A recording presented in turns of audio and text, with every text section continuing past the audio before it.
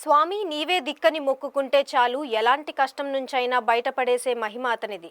విశాఖలోని కంచరపాలెం ఇందిరానగర్ కొండపై శ్రీ సుబ్రహ్మణ్య స్వామి స్వయంభువుగా వెలిసి భక్తులకు ఆరాధ్యుడిగా మారిపోయాడు. ఆలయం ఏర్పడి 50 ఏళ్లు పూర్తయిన సందర్భంగా ఆలయ కమిటీ ఉత్సవాలను ఘనంగా నిర్వహించింది. తమిళనాడును తలపించేలా ద్రవిడ సాంప్రదాయంలో ఉత్సవాలు ఇక్కడ జరగడం ఒక ప్రత్యేకతనే చెప్పాలి. సమస్త నాగదోషాలకి పరిహారం ఇక్కడ లభిస్తుందని భక్తుల విశ్వాసం. విశాఖలో మొట్టమొదటి సుబ్రహ్మణ్య స్వామి ఆలయంగా, అది కొండపై కొలువుదీరి పూజలందుకునే స్వామిగా ఎంతో విశిష్టతను సొంతం చేసుకున్నారని ఆలయ అర్చకులు జోస్వల రామశ్రీధర శర్మ తెలిపారు.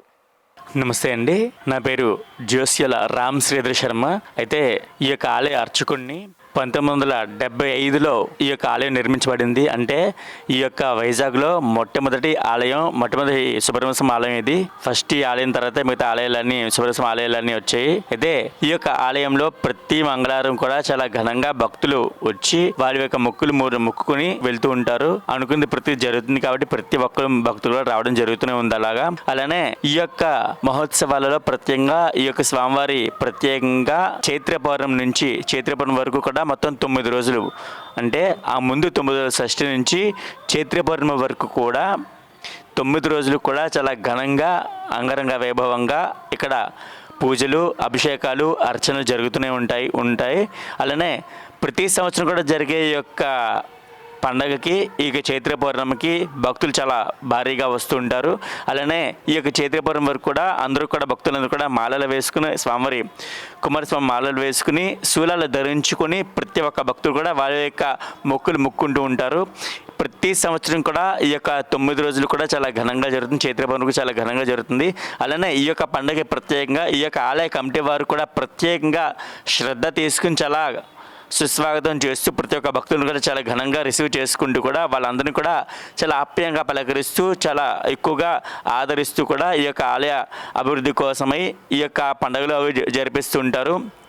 అయితే ఈ యొక్క ఆలయ పెద్దలు కూడా చిరంజీవి గారు, అలానే మా యొక్క రంగారావు గారు, అలానే హరీష్ గారు, అలానే మురళి గారు, ఇలాగా వీళ్ళ యొక్క అందరూ కూడా వచ్చి మా యొక్క ప్రతి ఒక్క భక్తుని కూడా ఆరాధించి గౌరవిస్తూ ప్రతి ఒక్క భక్తుని కూడా చాలా గౌరవంగా రిసీవ్ చేసుకుంటూ ఉంటారు. వీళ్ళ మీద ఈ యొక్క ఆలయం బాగా నడుస్తోంది. వీళ్ళ యొక్క దాన ధర్మాల వల్ల, వీళ్ళకి చేసే కృషి వల్ల కూడా ఈ యొక్క ఆలయం చాలా అభివృద్ధి అవుతుంది. కృషి పట్టుదల వల్ల ఈ యొక్క ప్రతి ఒక్క భక్తులు కూడా చాలా ఆనందంగా వచ్చి వాళ్ళ యొక్క మొక్కుని వాళ్ళ యొక్క పూజలు నిర్వర్తించుకుని వెళ్తూ ఉంటారు. వాళ్ళు చేసే యొక్క ప్రతి ఒక్క పూజ కూడా జరుగుతుంది, అంటే వాళ్ళ యొక్క మొక్కుని ఖచ్చితంగా జరుగుతుంది అనే ఒక నమ్మకంతో ప్రతి ఒక్క భక్తులు రావడం జరుగుతుంది. అయితే ఈ యొక్క 9 రోజులు ఐదు ఉంటుందో ప్రతి మంగళవారం కూడా ప్రతి ఒక్క భక్తులు చాలా దూరం నుంచి, అంటే ముషిరివాడ నుంచి, అలానే అరకు నుంచి చాలా దూరం నుంచి కూడా చాలా దూర ప్రయాణాలు చేస్తూ ఈ యొక్క ఆలయ దర్శనానికి ఉంటున్నారు ప్రత్యేకంగా. అయితే ఈ యొక్క ఆలయంలో ఎక్కువ సుబ్రహ్మణ్య స్వామి యొక్క మహత్యం వల్ల ఏంటి అంటే వాళ్ళు అనుకుని జరుగుతుంది కాబట్టి ప్రతి ఒక్కరు చాలా దూరం నుంచి రావడం, వారి యొక్క మొక్కుని వారి యొక్క పూజలు చేస్తూ ఉంటారండి. ఈ యొక్క ఆలయ కమిటీ వాళ్ళు ముఖ్యంగా వాళ్ళకి చేసే కృషి పట్టుదల, వాళ్ళకి చేసే దాన ధర్మాల వల్ల వాళ్ళు ఎలాంటి స్కామ్ లేకుండా, ఎలాంటి ఇది లేకుండా వాళ్ళ యొక్క చాతుర్యంతో పెద్ద వయసున్నా సరే అంత దూరం నుంచి కూడా ఈ యొక్క కమిటీ వాళ్ళని ఇన్ని మెట్లు కూడా ఎక్కి వాళ్ళ యొక్క ప్రోత్సాహంతో వాళ్ళ యొక్క పనులు కూడా పక్కన పెట్టేసి భక్తుల కోసమే ఈ యొక్క ఆలయం అభివృద్ధి కోసమే పాటుపడుతూ ఉంటున్నారు ప్రత్యేకంగా. కాబట్టి ఈ యొక్క ఆలయ అభివృద్ధికి వాళ్ళ కారకులు కాబట్టి భక్తులందరూ కూడా ఈ యొక్క ఆలయాన్ని వాళ్ళ యొక్క ప్రోత్సాహంతో, భక్తుల యొక్క వాళ్ళ యొక్క మొక్కుబడులతో, వాళ్ళ యొక్క దేవుడి యొక్క ఆశీస్సులతో వస్తూ ఉంటారు.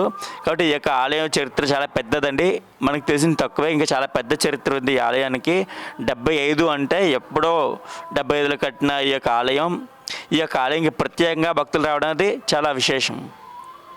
ఆలయ ట్రస్ట్ బోర్డు సభ్యుడు మారుతి హరీష్ కుమార్ మాట్లాడుతూ, ప్రతి మంగళవారం భక్తులు తమ స్వహస్తాలతో స్వామివారిని స్వయంగా అర్చించుకునే అవకాశం ఇక్కడ లభిస్తుందన్నారు. సుబ్రహ్మణ్య స్వామి దీక్షలో మాలధారణలు కూడా ప్రాచుర్యంలో ఉన్నాయన్నారు. నమస్కారం, నా పేరు మారుతి హరీష్ కుమార్. నేను ఆలయ ట్రస్ట్ మెంబర్ని. విశాఖపట్నం జిల్లా కంచరపాలెం ఇందిరానగర్ 1 ఊర్వశి జంక్షన్ ఇందిరానగర్ 1 కొండపైన సుబ్రహ్మణ్య స్వామి వారు స్వయంభూగా వెలిసి ఉన్నారు. 1975 సంవత్సరం నుంచి కూడా స్వామివారి ఆలయం 1975 సంవత్సరంలో నిర్మాణం జరిగింది. నేటికి కూడా స్వామివారు భక్తులకి కోరిన కోరికలు తీర్చే కొంగు బంగారంగా స్వామివారు వెలసిల్లుతున్నారు. ఇచ్చట స్వామివారి ప్రత్యేకత ఏంటంటే ప్రతి మంగళవారం కూడా భక్తులు తమ స్వహస్తాలతో స్వామివారి మీద అభిషేకం చేసుకోవచ్చు. ప్రతి మంగళవారం భక్తులకి మేము అవకాశాన్ని అనేది అనాదిగా వస్తుంది. అదేవిధంగా ఇక్కడ స్వామివారిని కోరుకున్న వారికి సంతానం, వివాహం లేని వారికి వివాహం, ఆరోగ్యం, రోగబాధలు ఇలా రకరకాలన్నిటికీ కూడా స్వామివారిని కొలిస్తే అవన్నీ వెంటనే తీరుతున్నాయని భక్తుల నుంచి వస్తున్నటువంటి నమ్మకం. ఇక మేము ప్రతి ఏటా కూడా సుబ్రహ్మణ్య స్వామి వారికి చైత్ర పూర్ణిమ మహోత్సవాలను 10 రోజుల పాటు ఘనంగా నిర్వహిస్తున్నాము.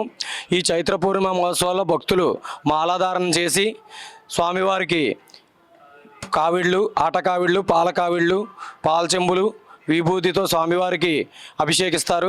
స్వామివారి మాలాధారణ చేసిన భక్తులు ఒంటి నిండా సోలాలు గుచ్చుకొని గంప సోలాలతో, నాలిక సోలాలతో, బొగ్గు సోలాలతో స్వామివారికి మొక్కులు అనేవి చెల్లిస్తూ వస్తున్నారు.